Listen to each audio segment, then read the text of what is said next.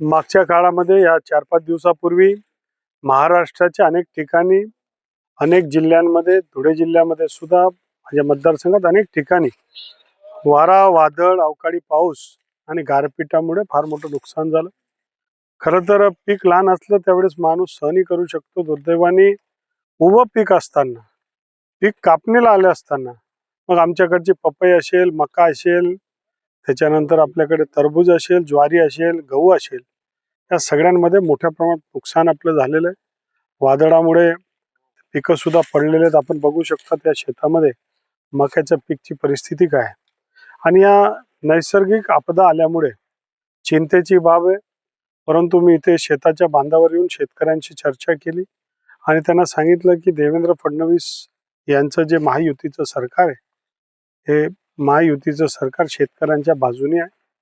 हे नैसर्गिक कोप आहे आणि म्हणून याला नाईलाज जरी असला तरी आपल्याला पंचनामा करून सर्व धुळे जिल्ह्याचं प्रशासनाला मी सांगितलंय की पंचनामा करायचा, सर्व तालुक्यांचा पंचनामा करायचा, कांद्याच्या संदर्भातला विषय होता, कांद्याचा पण पंचनामा करायचा आणि शेतकऱ्यांना जे काही दिलासा देता येईल, जे काही मदत देता येईल ते सरकार म्हणून देण्याचा प्रयत्न आपला राहणार आहे.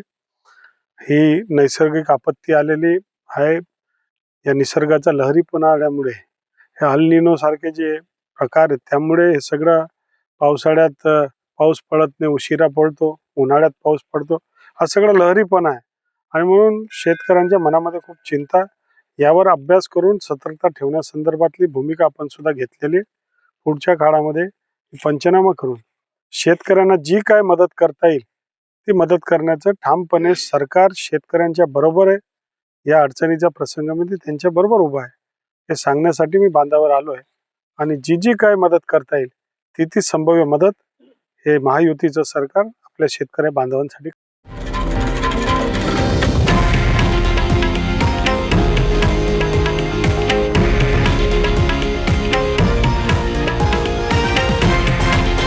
हे आहे देशातील नंबर 1 न्यूज नेटवर्क आणि आपण पाहत आहात TV9 मराठी, एकमेव.